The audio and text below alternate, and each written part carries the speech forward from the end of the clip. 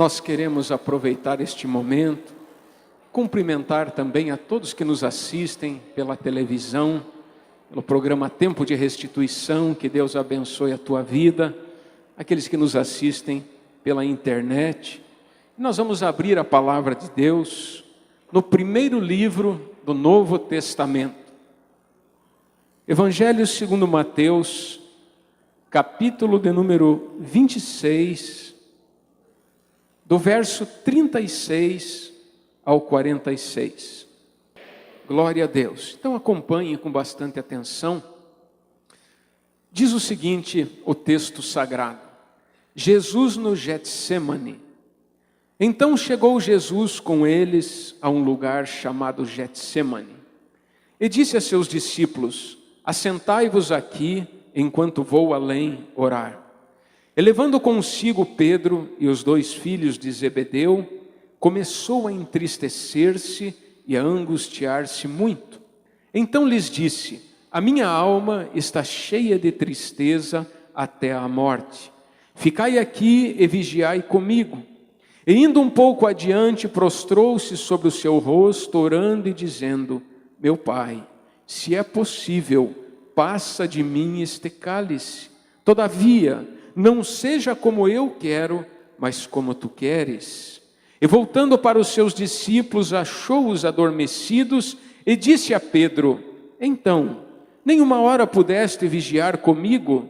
Vigiai e orai, para que não entreis em tentação. Na verdade, o espírito está pronto, mas a carne é fraca.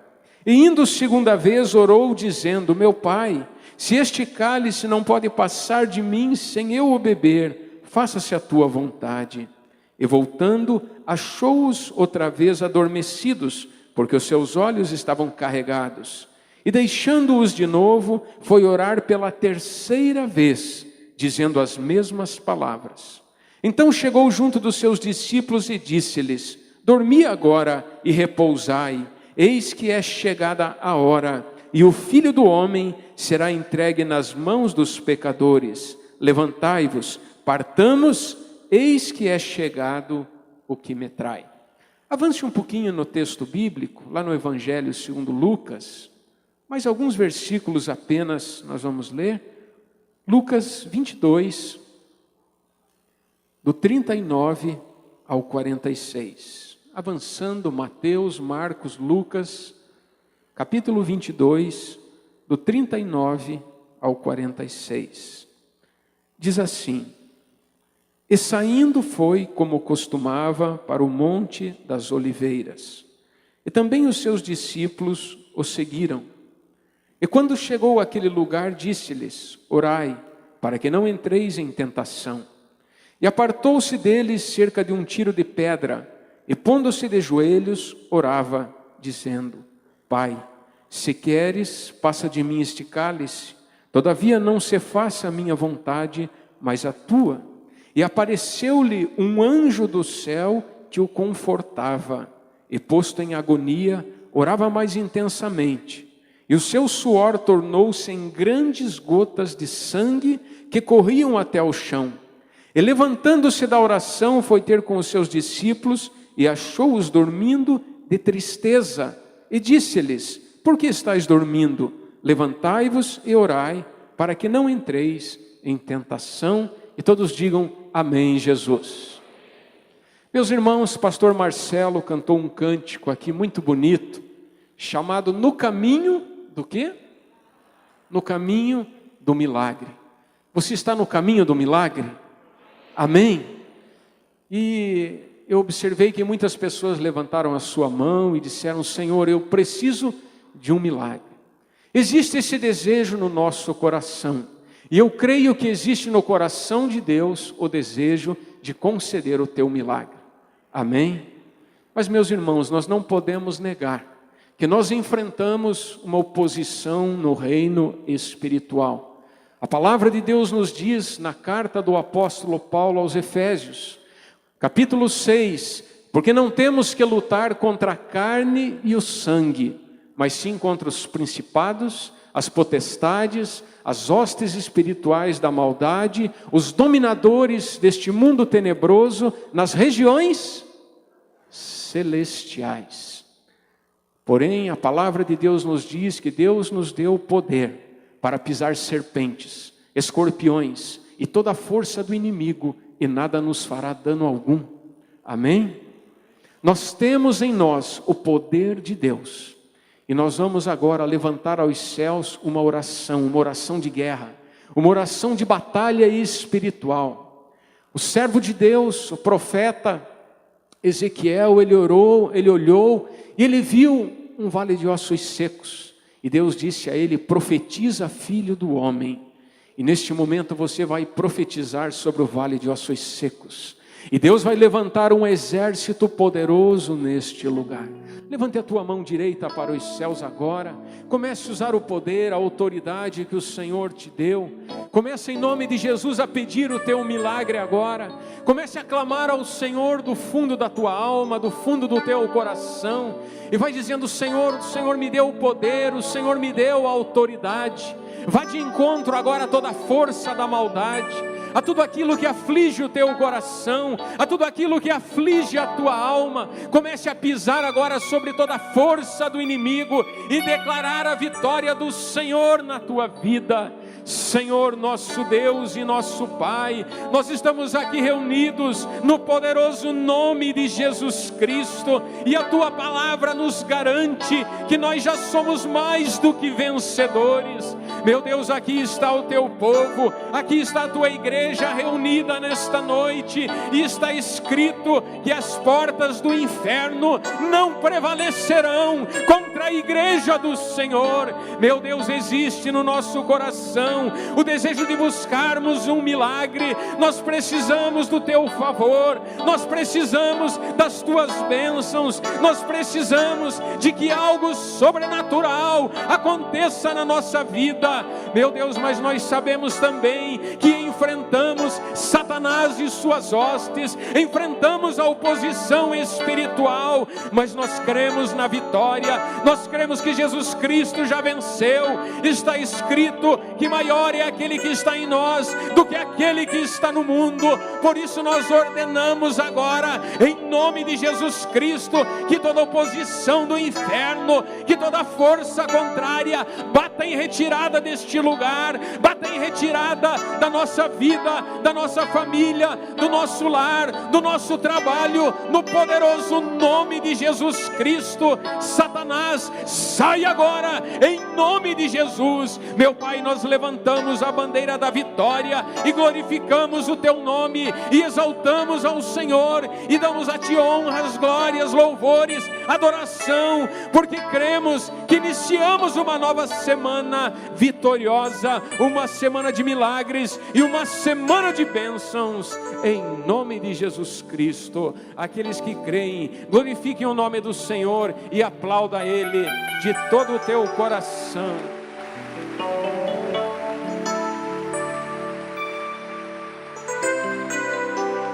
Glória a Deus. Agora profetize sobre a pessoa do seu lado, diga: as portas já se abriram na tua vida, a bênção de Deus já chegou para você, é tempo de milagres, é tempo de vitórias, graças a Deus. E podemos assentar na presença de Deus. Quantos aqui gostam do seu nome?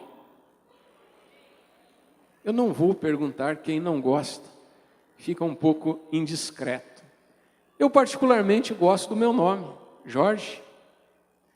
E segundo a minha mãe e o meu pai me contaram, né? Esse nome me foi dado em homenagem ao meu avô paterno, pai do meu pai. Minha mãe queria me dar o nome de Josué, não sei se ficaria bem, né? Ou de Isaías, nomes bonitos também. Mas o meu avô materno, pai da minha mãe, disse: olha, o avô dele, Jorge, é um homem muito trabalhador. Vamos pôr o nome de Jorge, de repente o menino vai ser trabalhador também. Eu espero que tenha dado certo, né? Mas, meus irmãos, na cultura hebraica, todo nome tem um sentido, todo nome tem um significado. Moisés, um nome bonito, quer dizer das águas, foi tirado. A palavra de Deus fala de Daniel, um grande homem de Deus, cujo nome quer dizer Deus é o meu juiz, Deus é a minha justiça. Existem nomes interessantes também. Isaque quer dizer o filho do riso, o filho do riso. E o nome Jesus Cristo é um nome que tem um duplo sentido, um duplo significado. A primeira parte do nome, Jesus, fala da sua natureza humana. Fala de Jesus como homem, limitado como todos nós. Jesus como homem, ao longo da sua vida, ele sentiu frio, certamente. Ele sentiu fome, ele sentiu sede. Ele sentiu angústia na sua alma, ele sentiu dor.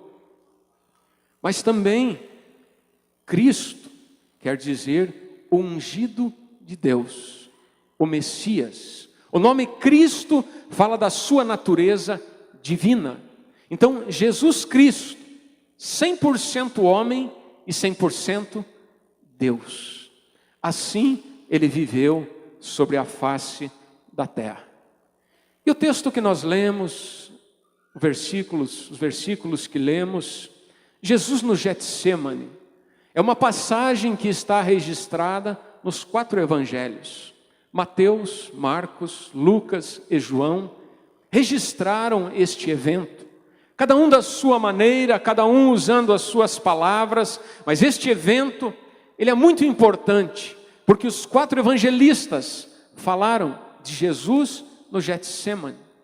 Quando isso aconteceu, Jesus já estava no final da sua vida terrena. Ele morreu ainda muito jovem, com cerca de 33 anos de idade. Uma vida aparentemente curta. O seu ministério também foi um ministério curto, 3 anos e alguns meses de ministério. Mas interessante, meus irmãos, porque eu creio que cada evento da vida de Jesus teve um propósito. Cada evento na vida de Jesus teve um objetivo. Nada aconteceu por acaso, nada aconteceu por uma mera coincidência, mas a sua vida é repleta de significados. E quando chegou a esse ponto, Jesus já havia vindo ao mundo de uma forma singela. Um rei que não nasceu num palácio, um rei que não nasceu num berço de ouro, mas um rei que nasceu entre os animais, numa manjedoura. Um garoto que cresceu humilde, tendo por pai um carpinteiro, certamente aprendeu o ofício do seu pai, porque alguns também o chamavam de carpinteiro.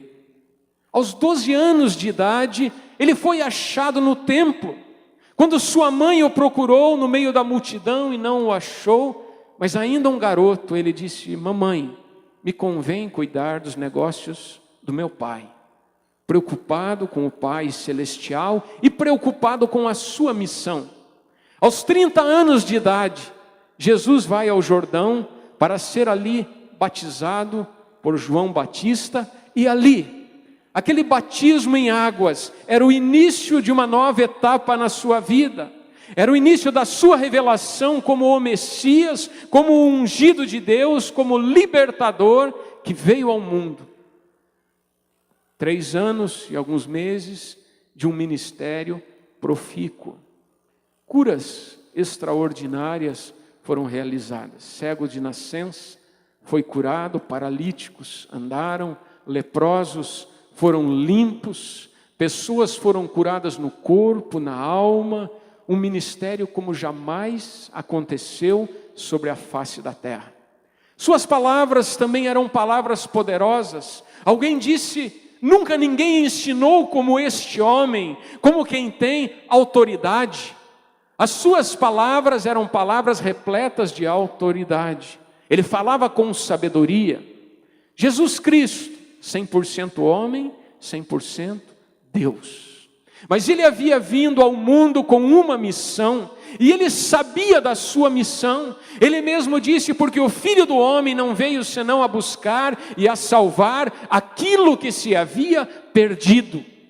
Ele sabia que a sua tarefa era árdua.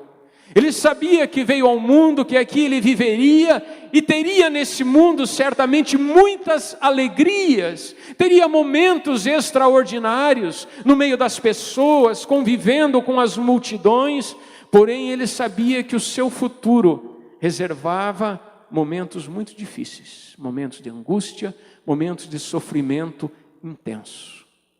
E ele procurou preparar aqueles que conviviam com ele para este momento, porque era muito fácil seguir a Jesus enquanto ele fazia os milagres, era muito fácil confiar nele enquanto ele emanava poder, era muito fácil dizer que era seguidor de Jesus enquanto ele se apresentava com autoridade diante das pessoas, mas ele sabia que o que estava reservado a ele seria dor, sofrimento, humilhação, morte, angústia, momentos difíceis. E agora ele vai ao Getsêmani, sabendo que os seus dias na terra estavam chegando ao fim. E eu procurei uma palavra para tentar explicar o sentimento de Jesus neste momento. E encontrei uma palavra. A palavra se chama expectativa. Eu não sei se você que está aqui, se você que me assiste, já passou por uma grande expectativa na tua vida, quando algo muito importante está para acontecer. Eu estava ouvindo acerca de um senhor que foi ao médico, fez um exame de saúde, e o médico constatou que o seu coração não estava bem. E ele já idoso, já debilitado, com a sua saúde bastante precária, ele recebeu a notícia de que vai ter que fazer uma cirurgia no seu coração. Esse dia ainda não chegou, mas essa angústia, essa expectativa desse momento está impedindo este homem de viver. Eu não sei como você se comportaria se você estivesse no lugar deste homem. Eu creio que não é uma notícia nada agradável chegar ao médico e receber o diagnóstico de que precisam abrir o nosso peito e operar o nosso coração. Afinal, o coração é um órgão vital. E se o coração parar, o que acontece? A gente morre, não é verdade? Se o coração não funcionar, a pessoa morre. Mas interessante, meus irmãos, porque a notícia já não é nada agradável. Mas aquela pessoa, quando recebe aquela notícia, ela começa a projetar o futuro. De repente, o médico diz, olha, nós vamos ter que fazer alguns exames. E a pessoa vai ao laboratório, ela faz os exames e fica na expectativa de receber aqueles resultados. Vai levar os resultados ao médico, até que o médico vai marcar a cirurgia, vai dizer, olha, daqui uma semana nós vamos abrir o teu peito, daqui uma semana nós vamos operar o teu coração. O que será que passa na cabeça de uma pessoa num momento como este? Eu imagino que ela pense, será que se o meu coração parar, eu estou preparado? Para onde irá minha alma? O que será do meu futuro? O que será da minha família? E os meus planos e os meus sonhos, afinal, o que é que vai ser? Até que chega a noite que antecede aquela cirurgia. E eu pergunto, será que a pessoa consegue dormir aquela noite? É muito difícil, não é verdade? Porque muitas coisas, uma expectativa muito grande está plantada aqui na mente, na cabeça. Era exatamente esse sentimento que se passava com Jesus Cristo quando ele caminhou ali em direção ao Getsêmani. Ele sabia que em poucas horas ele seria julgado injustamente, ele seria vítima da injustiça. Ele sabia que em poucas horas ele seria exposto diante da multidão, ele seria envergonhado, ele passaria por uma humilhação muito grande. Eu fico imaginando o próprio Deus, na figura de Jesus, se deixar humilhar pela sua própria criação. Isso só quer dizer o quanto Ele nos amou, a ponto de deixar que a sua própria criação, o próprio ser humano criado à sua imagem e à sua semelhança, agisse com Ele dessa maneira. Jesus sabia da dor atroz que Ele iria atravessar. Ele antevia a sua morte, porque ele sabia que seria crucificado. E talvez até nas suas andanças pela Judéia e pela Galiléia, ele passou por alguém que estava sendo crucificado, e lá no seu coração e na sua mente, ele imaginou que um dia, naquela cruz, seria ele que estaria naquele lugar, passando por tudo aquilo. Ele imaginava, os cravos queriam ferir a sua cabeça, ele imaginava as chibatadas queriam cortar as carnes das suas costas, ele imaginava aqueles cravos perfurando as suas mãos e os seus pés, e por isso ele vai a esse lugar chamado Getsemane. E como eu disse, nada na Bíblia é acaso, tudo tem um propósito.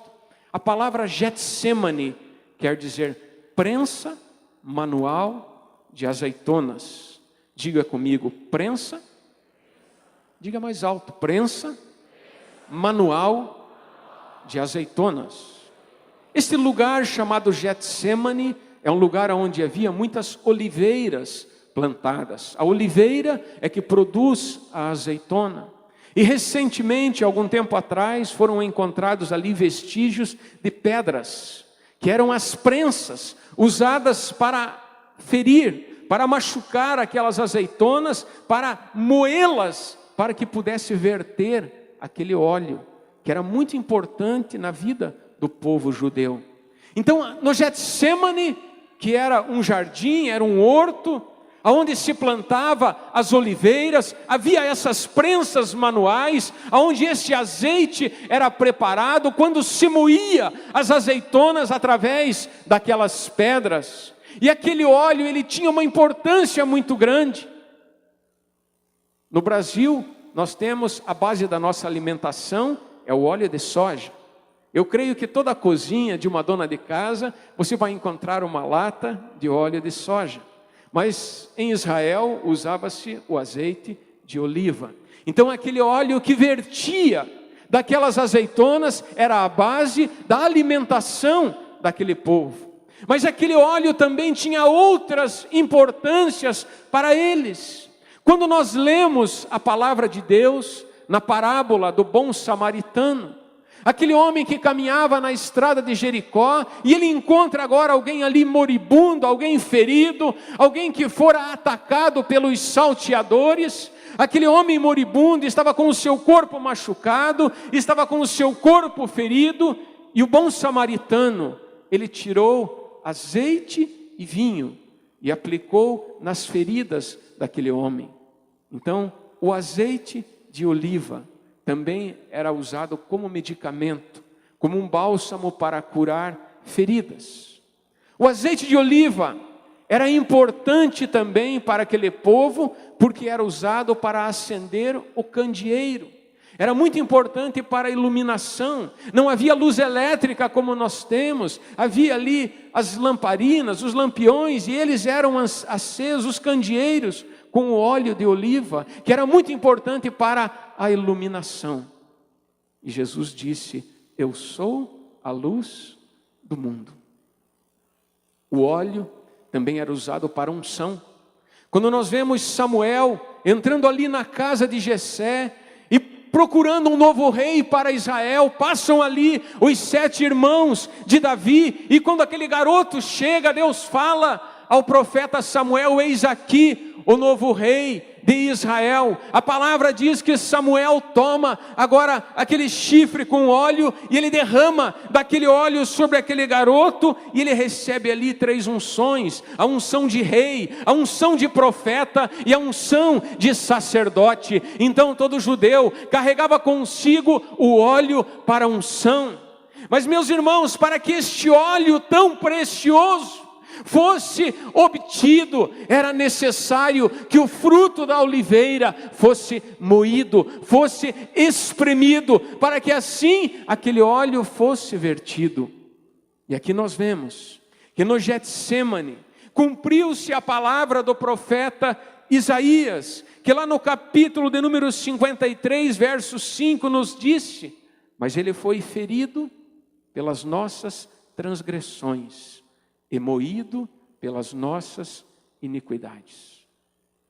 Mas ele foi ferido pelas nossas transgressões e moído pelas nossas iniquidades. Quando Jesus foi ao Getsêmani, ele foi ali para ser moído, ele foi ali para ser ferido, assim como a azeitona passava por aquele processo para que o óleo escorresse e servisse aquela nação. Jesus Cristo foi até ali para ser moído pelos nossos pecados, pelas nossas transgressões, para que dele vertesse o sangue que nos limpa e nos purifica de todo o pecado.